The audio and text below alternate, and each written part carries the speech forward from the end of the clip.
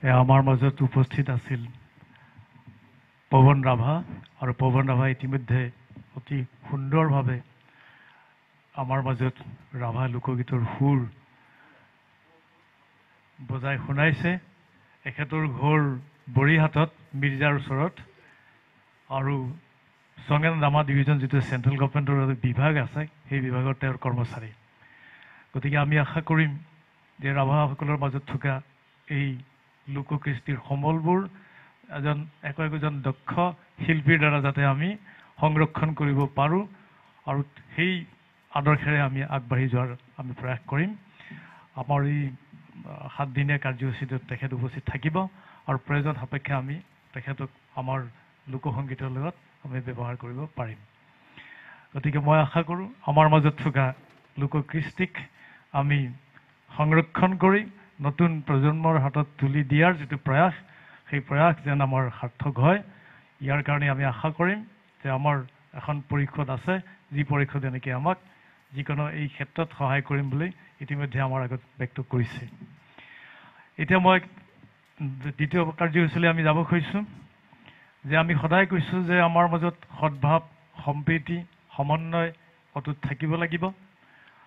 সংস্কৃতি কেতিয়াও যুঁজ কৰিব নিবিচাৰে।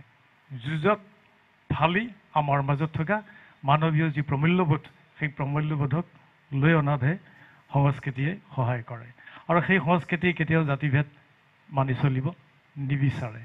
তাৰে সৰু এটা নিদৰ্শন আমি আজি দাঙি ধৰিম এই অধ্যয়ন চক্ৰৰ জৰিয়তে। মই আমন্ত্ৰণ জনাইছোঁ ছয়গাঁও মহাবিদ্যালয়ৰ প্ৰবক্তা, উদীয়মান সাংস্কৃতিক কৰ্মী, ইংৰাজী বিভাগৰ প্ৰবক্তা যদিও অতি তৃণমূল পৰ্যায়ত লোককৃষ্টিৰ সমল বুটলি ফুৰি ভাল পোৱা এগৰাকী ব্যক্তি, সেই উদীয়মান ব্যক্তি, উদীয়মান সৃষ্টিৰাজি আমাক নিশ্চয় আমাৰ এই অধ্যয়ন চক্ৰটোত সাফল্যমণ্ডিত কৰিব। তাৰ এক নিদৰ্শন দাঙি ধৰিবৰ কাৰণে মই অনুৰোধ জনাম লক্ষ্য শৰ্মাক। যে আমি সকলোৱে জানো ৰাভাসকলৰ ঐতিহাসিক পটভূমিত বগেৰজাৰ কথা আমি পাইছোঁ, আৰু এই বগেৰজাৰ কাহিনীক লৈ পেলাই এটা চমু তথ্য চিত্ৰ দাঙি ধৰিব বিচাৰিব লক্ষ্য শৰ্মাই। মই ভাতৃপ্ৰতিম লক্ষ্য শৰ্মাক অনুৰোধ জনাম যে আমাৰ ৰাভাসকলৰ ঐতিহাসিক পটভূমিত থকা বগেৰজাৰ কাহিনী কিছু গাই গীতৰ মাধ্যমেৰে আমাক কিছু কথা দাঙি ধৰিব। এয়া লক্ষ্য শৰ্মা।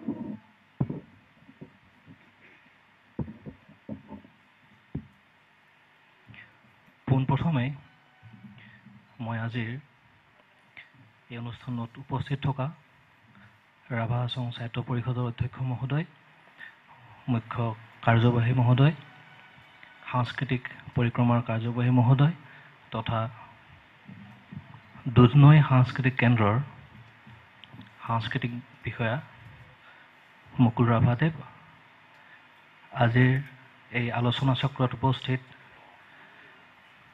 সুধীবৃন্দ আৰু ৰাইজ, মোৰ ঘৰ বামুণী গাঁৱত, আৰু বামুণী গাঁৱৰ পৰা আমি যদি দক্ষিণ ফালে সোমাই যাওঁ 4 কিলোমিটাৰমান, তাতেই ঔফুলা বুলি এখন গাঁও আছে।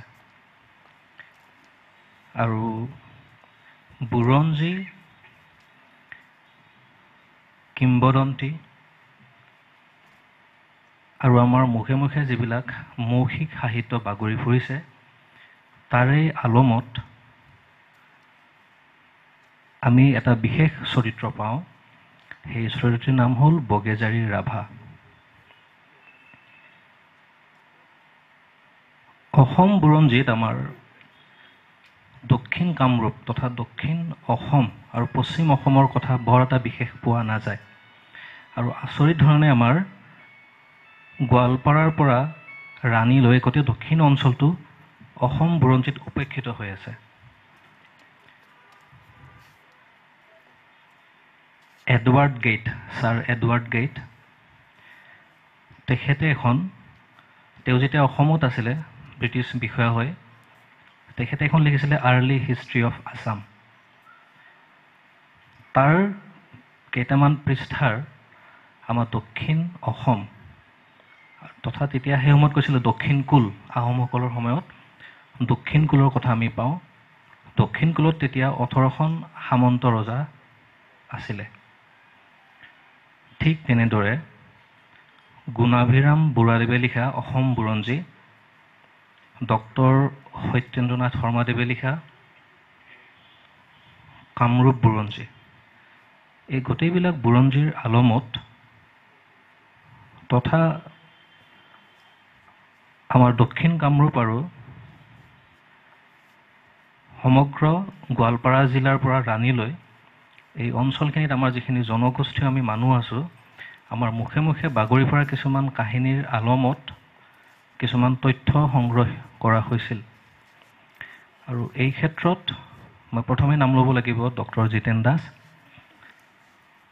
ৰামকুমাৰ শীল ডাঙৰীয়া, ভূবিন ৰাভা ডাঙৰীয়া, দেৱেন বড়ো ডাঙৰীয়া, তৰুণ চন্দ্ৰ ৰাভা ডাঙৰীয়া আৰু চাগে বহুত ব্যক্তি আছে যিসকলৰ নাম এতিয়া মোৰ মনত পৰা নাই। তেওঁলোকৰ যিখিনি অধ্যয়ন, সেই অধ্যয়নখিনিৰ আলমতে মই আপোনালোকৰ কথাখিনি ক'বলৈ কৈ আছোঁ। যিটো গীত মই গাম বগেজাৰী ৰাভাৰ ওপৰত, বগেজাৰী ৰাভাৰ কথা কোৱাৰ আগত, বগেজাৰীৰ ঐতিহাসিক চৰিত্ৰটো বিশ্লেষণ কৰাৰ আগতে আমি বগেজাৰী ৰাভাৰ যিটো অঞ্চলৰ পৰা আহিছে, আমি সেই অঞ্চলটোৰ কথা অকণমান মই আপোনালোকক ক'বলৈ বিচাৰিছোঁ। বগেজাৰী ৰাভা আছিলে বগে ৰাজ্যত বগে ৰজাৰ ৰাজকন্যা। আৰু বগে ৰাজ্যখন আমি বুৰঞ্জীত বগা দুৱাৰ বুলি পাইছোঁ। সেই বগে ৰাজ্যৰে আমি যদি অতীতলৈ উভতি যাওঁ, বগে ৰাজ্যখন অন্তৰ্গত আছিলে ব্ৰহ্ম ৰাজ্যৰ অন্তৰ্গত। বৰ্তমান আমাৰ যিখন বকো যিটো অঞ্চল আছে, সেই বকো অঞ্চলটো কেন্দ্ৰ কৰিয়ে ব্ৰহ্ম ৰাজ্যখন আছিলে। আৰু এইটো 11-12 শতিকাৰ কথা। সেই সময়ত ব্ৰহ্ম ৰাজ্যত ৰাজত্ব কৰিছিলে খাচী আৰু গাৰো ৰজাই। তাৰপিছত 11 শতিকাত 1046 চনত, এইটো অসম বুৰঞ্জীত উল্লেখিত কথা, সেই সময়ত কামৰূপ ৰজা আছিলে ধৰ্মপাল। তেখেতে পশ্চিম অসম আক্ৰমণ কৰি গোটেই অঞ্চলটো দখল কৰিছিল আৰু ব্ৰহ্ম ৰাজ্যখন তেতিয়া ধৰ্মপালৰ অধীনত গৈছিল। ধৰ্মপালৰ পিছত প্ৰায় 100 বছৰমান ব্ৰহ্ম ৰাজ্যৰ কথা পোৱা নাযায়। তাৰপিছতে আহিছিলে অসম বুৰঞ্জীৰ এটা বিখ্যাত চৰিত্ৰ ৰজা আৰিমত্ত। আৰিমত্ত ৰজাই, তেখেত আছিলে খাচীয়া ৰজা, তেখেতেই ব্ৰহ্ম ৰাজ্য দখল কৰিছিলে। ৰজা আৰিমত্তৰ পিছত প্ৰায় 150-200 বছৰৰ কথা বুৰঞ্জীত নিমাত। এই ক্ষেত্ৰত বুৰঞ্জীত কোনো কথা উল্লেখ পোৱা নাযায়। সেই সময়ত কোৱা হৈছে বিভিন্ন সামন্তীয় খাচী আৰু গাৰো ৰজাই আমাৰ দক্ষিণ কামৰূপত ৰাজত্ব কৰিছিল। তাৰ পৰা বাগৰি আহি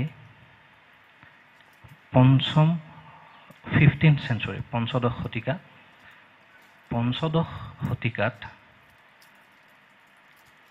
এজন খাচীয়া ৰজা আহে, ইউ মইনা সিং। তেখেতেই প্ৰথম বগে ৰাজ্য স্থাপন কৰে। আৰু সেই সময়ত বগে ৰাজ্যৰ নাম আছিলে বুগ্ৰী ৰাজ্য। আৰু মইনা সিং যেতিয়া ৰজা হৈ আছিল, সেই সময়তে আমাৰ পশ্চিম অসমত আৰু এজন ৰজাৰ আবিৰ্ভাৱ ঘটে। আমি সকলোৱে জানো বিশ্বসিংহ, কমতাপুৰ ৰাজ্য তেখেতে প্ৰতিষ্ঠা কৰিছিলে। কমতা ৰজা আছিলে বিশ্বসিংহ। সেই সময়ত তেখেতৰ নামটো আছিলে বিহু। আৰু বিহুৱে আক্ৰমণ কৰি ডক্টৰ সত্যেন্দ্ৰনাথ শৰ্মাদেৱৰ কামৰূপ বুৰঞ্জী, তাত এই কথাটো উল্লেখ আছে, তেখেতেই প্ৰথম পানটান আৰু লুকি এই দুখন ৰাজ্য তেওঁ অধিকাৰ কৰি লৈছিলে আৰু অধিকাৰ কৰি তেওঁ ৰাজ্য দখল কৰি পিছত যেতিয়া উভতি যায় তেখেতৰ মাহীমাক আছিলে মাহীয়েক জীৰাবাইক তেখেতে বগে ৰাজ্যৰ ৰাণী পাতি যায় আৰু জীৰাবাই ৰাণী হোৱাৰ কাহিনী বগেজাৰী গীততো আমি পাওঁ জীৰাবাইৰ জীয়েক আছিলে ধুন্দুলি জীৰাবাইৰ এজন ল'ৰা আছিলে সন্তান শিশু আমি কমতা বুৰঞ্জীত পাইছোঁ বিশ্বসিংহৰ ভায়েকৰ নাম আছিলে শিৱসিংহ আৰু শিৱসিংহকে তেওঁলোকে শিশু বুলি ক'ব বিচাৰে কিন্তু শিশু বা শিৱসিংহ তেখেত নিজৰ ককায়েকৰ লগত যিহেতু কোচবিহাৰলৈ গুচি যায় বগে ৰাজ্য শাসন কৰিবলৈ জীৰাবায়ে সেই সময়ত বগে ৰাজ্যৰ অন্তৰ্গত এখন গাঁও আছিল ফালাফাঙৰ এজন ল'ৰা আছিলে বগা ৰাভা সম্প্ৰদায়ৰ আৰু বগালৈ তেখেতৰ জীয়েক ধুন্দুলিক বিয়া দিয়ে বগে ৰাজ্যৰ ৰজা হয় আৰু ৰজা হৈ তেখেতে নাম লয় বগা সিং আৰু ধুন্দুলিৰ সন্তান আছিল বগেজাৰী ৰাভা বগেজাৰী ৰাভাৰ উপৰিও তেওঁলোকৰ আৰু 4টা সন্তান আছিলে 4গৰাকী কন্যা বহুৰাঙী খপাৰাঙী তৰেং পাগলী আৰু এটা নাম কি আছিলে তেওঁলোকৰ 4গৰাকী কন্যা আছিলে বগেজাৰীক লৈ আৰু গোটেই কেইগৰাকীয়ে সেই সময়ত দক্ষিণ কামৰূপ অঞ্চলত তেওঁলোকৰ সৃষ্টিৰাজিৰ দ্বাৰা গীতৰ দ্বাৰা তেওঁলোক স্বভাৱ শিল্পী আছিলে আৰু বিশেষকৈ তেওঁলোকৰ যিগৰাকী ডাঙৰ জীয়াৰী বগেজাৰী স্বভাৱ শিল্পী আছিলে তেখেতে যিখিনি গীত ৰচনা কৰিছিলে সেই গীতখিনিকে আমি এতিয়া বগেজাৰী গীত বুলি জানো যিখিনি বকৰ এইটো অঞ্চলত আমি বহুৰাঙী গীত বুলিও কওঁ চিংৰা অঞ্চলৰ পৰা এইটো ফালে আমি বহুৰাঙী বুলি কওঁ এইটোলৈ অকণমান মতবিৰোধ আছে বহুতে ক'ব বিচাৰে বগেজাৰী আৰু বহুৰাঙী গীত একেই মই উপৰোক্ত যিকেইজন গৱেষকৰ কথা ক'লোঁ তেওঁলোকৰ আলোচনাৰ পৰা এইখিনি কথা পোৱা যায় বগেজাৰীৰ যিখিনি গীত সেই গীতখিনি পিছলৈ তেখেতৰ ভগ্নী বহুৰাঙী আৰু খপাৰাঙীয়ে গোৱালপাৰা আৰু পশ্চিম কামৰূপলৈ লৈ আহিছিল সেই সময়ৰ আৰু সেই গীতখিনি পিছত বহুৰাঙী গীত বুলি প্ৰচলিত হয় কিন্তু বহুৰাঙী গীত হওক বগেজাৰী গীত হওক দুয়োবিধ গীতৰে প্ৰকাশভংগী একেই আৰু বিষয়বস্তুবিলাকো প্ৰায় একে ডক্টৰ জিতেন দাস তেখেতৰ এখন অধ্যয়ন পুস্তক কিতাপ ছয়গয়া ইতিহাসৰ ৰেঙনি তাতে তেখেতে উল্লেখ কৰিছে বগেজাৰী ৰাভা অসমৰ প্ৰথম মহিলা কবি আৰু তেখেতে সেই কথাটো যুক্তি সহকাৰে প্ৰতিষ্ঠা কৰি গৈছে তাত অসম বুৰঞ্জীয়ে অসমৰ প্ৰথম মহিলা কবি বুলি মানি ল'ব বিচাৰে কমলাপ্ৰিয়া দেৱীক কিন্তু কমলাপ্ৰিয়া দেৱীৰ যিটো সময় সেই সময়টো 1540 খ্ৰীষ্টাব্দৰ পিছৰ কিন্তু বগে ৰাজ্যত যি সময়ত বিশ্বসিংহই জীৰাবাইক শাসন কৰিব দি গৈছিলে আৰু জীৰাবাইৰ পিছত যেতিয়া বগা সিং ৰজা হয় সেই সময়খিনি কিন্তু 1540 খ্ৰীষ্টাব্দৰ আগত আছিলে আৰু ইয়াৰ পৰা এইটো প্ৰমাণ হয় বগেজাৰী ৰাভা বিষ্ণুপ্ৰিয়া বা কমলাপ্ৰিয়া তেখেতৰ আগৰ মহিলা আছিল আৰু এই কথাটোক ভিত্তি কৰি পেলাই আমি এইটো ক'ব পাৰোঁ যে বগেজাৰী ৰাভা অসমৰ প্ৰথম মহিলা কবি আছিল যিটো অসম বুৰঞ্জীত উপেক্ষিত হৈ আছে আৰু এই বগেজাৰী ৰাভাৰ ওপৰতে মই এটি গীত লিখিছিলোঁ মোৰ উদ্দেশ্যটো আছিলে যাতে বগেজাৰী ৰাভাক আৰু অকণমান বহুল অৰ্থত আমি প্ৰচাৰ কৰিব পাৰোঁ মানুহৰ মাজত আমাৰ যিখিনি মানুহ অধ্যয়ন কম থাকে বা লিখা পঢ়াৰ লগত খুব এটা সম্পৰ্ক নাথাকে, সেইখিনি মানুহেও গীতৰ সহায়ত বহুতখিনি কথা বুজি পাব। আৰু মোৰটো ব্যক্তিগত অনুভৱ, সংগীতটো এটা এনেকুৱা মাধ্যম যিটো সহজে মানুহৰ মাজত সোমাই যায়। আৰু সেই সংগীতৰ সহায় লৈ মই বগীজাৰী ৰাভাক অসমৰ প্ৰথম মহিলা কবি হিচাপে মই প্ৰতিষ্ঠা কৰিবলৈ বিচাৰিছিলোঁ। আৰু তাৰ কাৰণে মই 2012 চনত বগীজাৰী বুলি এটা এলবাম কৰিছিলোঁ। তাত যিটো শীৰ্ষক গীত বগীজাৰী, আৰু সেই গীতটোৰ এটা মই ভিডিঅ' কৰি পেলাই ইউটিউবত দিছিলোঁ, লগতে ইণ্টাৰনেটত দিছিলোঁ, আৰু মই ভাল ৰেছপন্স পাইছিলোঁ। আমাৰ এনেকুৱা হৈছে, গীতটো দিয়াৰ পিছত বহুতে মোক সুধিছে বগীজাৰী কোন? অসমীয়া মানুহে মোক সুধিছে বগীজাৰী কোন? গতিকে মই তেতিয়া অনুভৱ কৰিছোঁ যে আমি কিমান পিছ পৰি আছোঁ। আমাৰ অসমৰ এটা জাতীয় চৰিত্ৰ, অসমৰ প্ৰথম মহিলা কবি বুলি আমি যাক ক'ব পাৰোঁ, তেখেতৰ বিষয়ে আমি গম পোৱা নাই। আৰু সেই বগীজাৰী ৰাভাৰ ওপৰত গীতটো কৰি মই সুৰটো লৈছিলোঁ বগীজাৰী আৰু বড়োসকলৰ বাগৰুম্বা, এই দুটা সুৰৰ ওপৰত ভিত্তি কৰি পেলাই।